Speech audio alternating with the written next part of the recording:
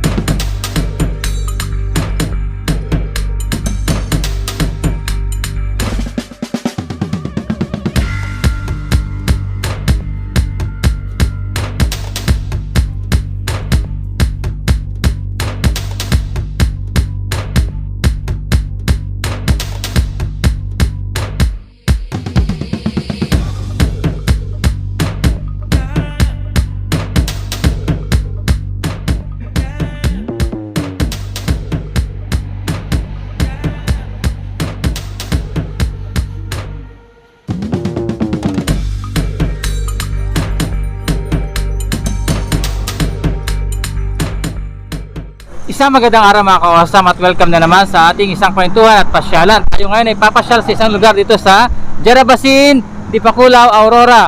Dito sa isang kopihan. Ang sabi nyo, The Pioneer Aurora's Blend. So titignan natin kung ano yung mga kape nila dito at kung ano pa yung makikita natin dito, kung paano ginagawa. Lahat ng informasyon na kailangan natin malaman, alamin natin sa lugar na to. Kaya kung interesado ka malaman ito, tapusin mo ang video na to at please, nakikiusap muli si Awesome Box. Subscribe naman sa ating YouTube channel ng Awesome Box. So ano pang hinintay natin? Lumalakas na ang ulan. Tayo na, pumasok na tayo at ako giginamin dito sa labas. Let's go mga ka-Awesome.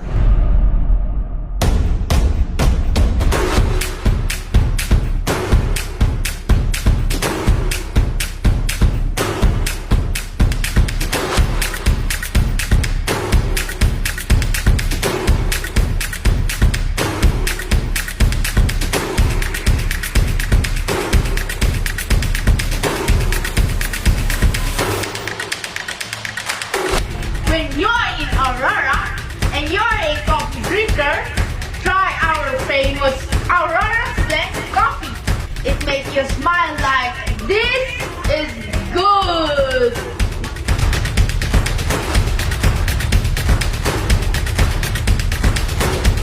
Diarabasin coffee, masarap.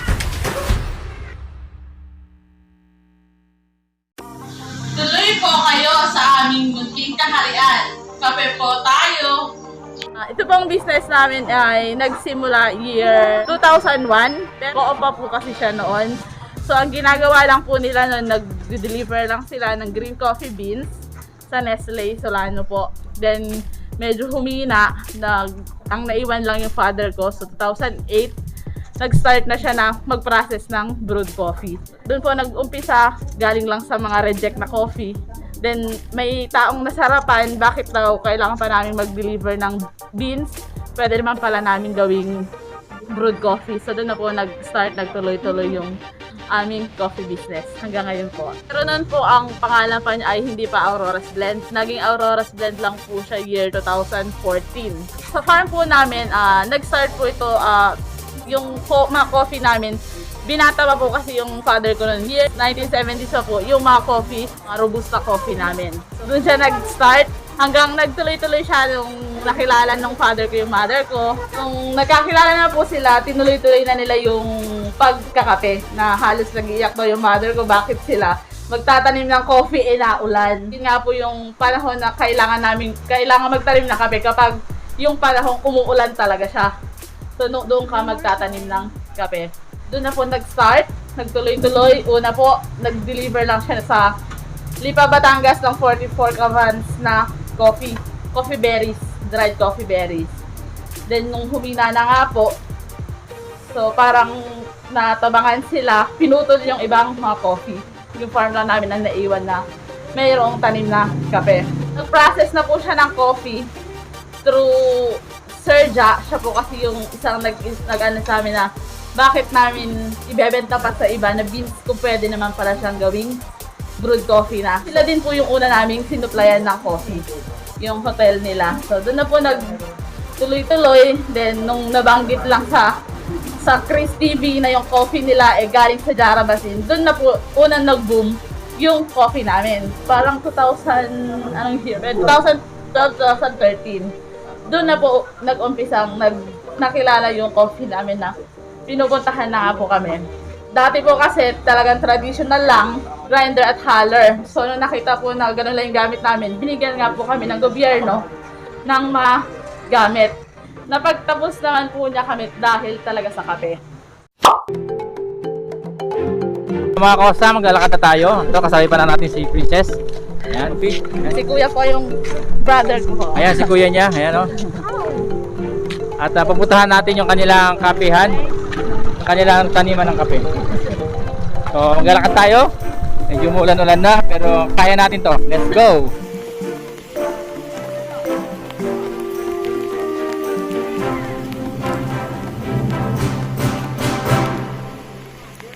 Yun na nga, inabot tayo ng ulan. Sabagay, masarap magkape pag may ulan. At dito na tayo sa farm nila Princess na kapehan. Ayan. Ito, hawakan mo yung ano.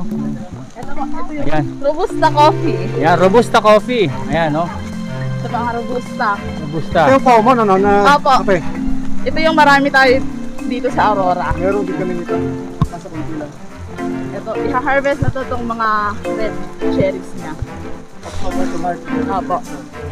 Pero habang namumunga siya, namumulaklak na din siya. So, magkasabay na sila.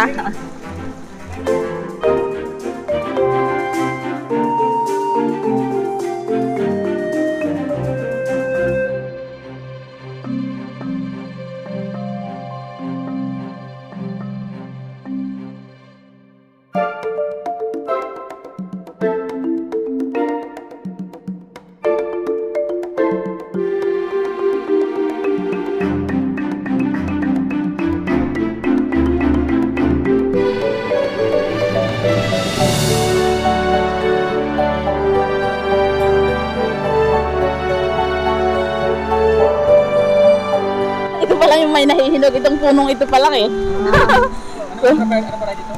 Liberica po. Opo. Ito. Kasi di ba yung size lang niya. Ito po yung Liberica, ito yung Robusta coffee. Yan po yung Barako. Opo. Ito, pag niluto mo siya, mabango. As in, iba yung bango niya.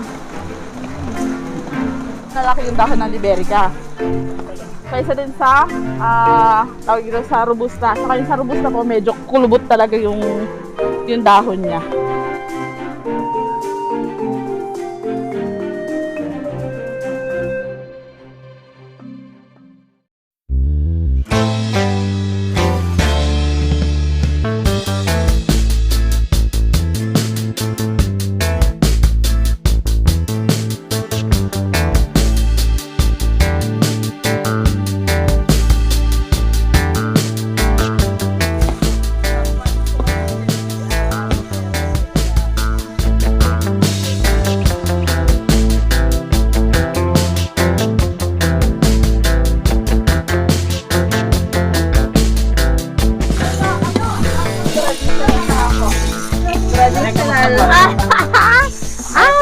Kayang-kaya pa po.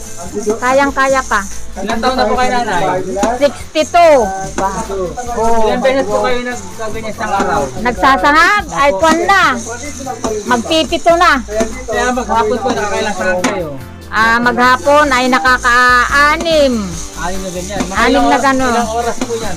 Ilang oras ito? 1.5. Depende po sa Depende pa sa order. Depende sa order kung ano ang order nilang itim, na maitim, yung medium brown. Buti sa paghaharap nun, hindi kayo naantok. Ay, hindi po. Sa amoy pa lang ano po, hindi na kayo antokin. Bali, ang gamit nyo po ay kahoy o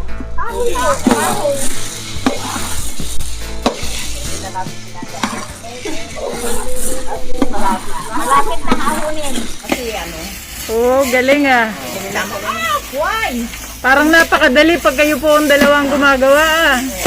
O, ikaw naman, baby. Sinubukan ko, hirap na hirap patay nga po. Sanay na po. Ay, naku na!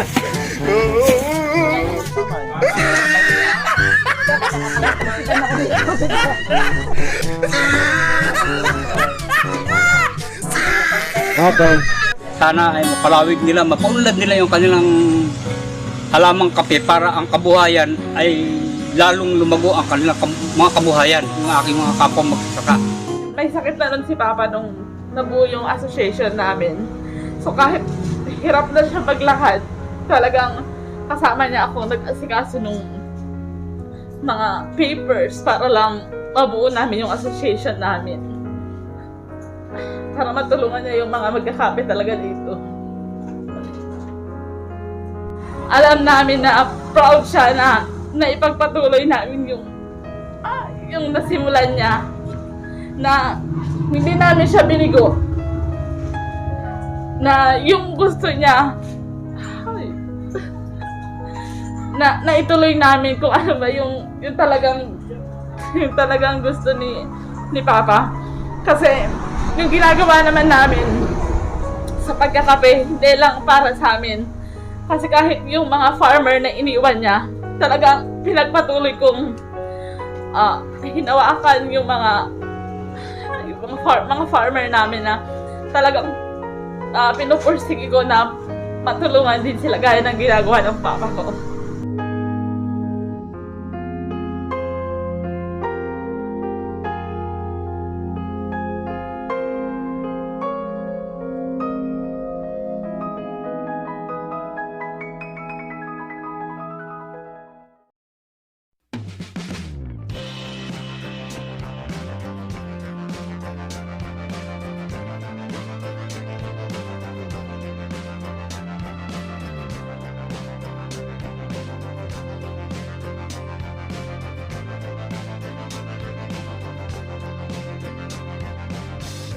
Graduate po ako ng practical nursing, then teacher din po. Kaya lang, pinarso ko na yung coffee. So, naging yung coffee na yung naging passion ko. Ito na yun. Tinuloy ko kasi, nung time po na nawala nga yung father ko, ako yung walang work pa. So, ako na talaga yung nagtuloy. At saka nung mga panahon yun kasi, parang niready niya na. Ayan.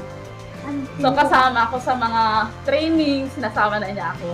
Pag napunta siya sa mga departamentong natulong sa kanya nun, sinasama niya na ako, pinapakilala na kasi niya ako. So, kaya yung mga head naman, tinitrain na din nila ako kung paano ko i-handle yung business, kung sakali nga. So, sa mga tulad po namin coffee lover, try nyo pong tikman ang aming Aurora's Blend Coffee. So, ito po ang aming pure Robusta coffee, 400 grams na nagkakahalaga ng 200 pesos. Meron po kaming 250 grams, 130 pesos, and 150 grams na 80 pesos. Meron din po kaming limited products, ang aming pong pure Liberica coffee. And we also have our blend ng Robusta and Liberica coffee.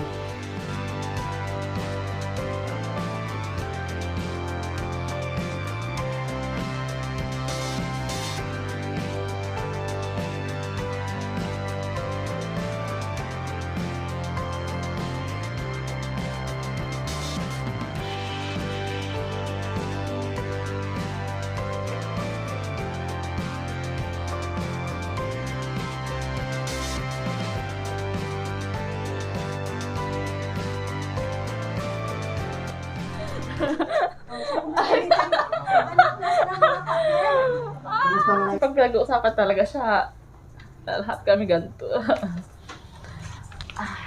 Kaya pag minsan sa interview, yung mga pamangkin ko na inire-read ko din, pinapasa ko na. Para yung legacy, tinuturo ako na din yung mga pamangkin ko.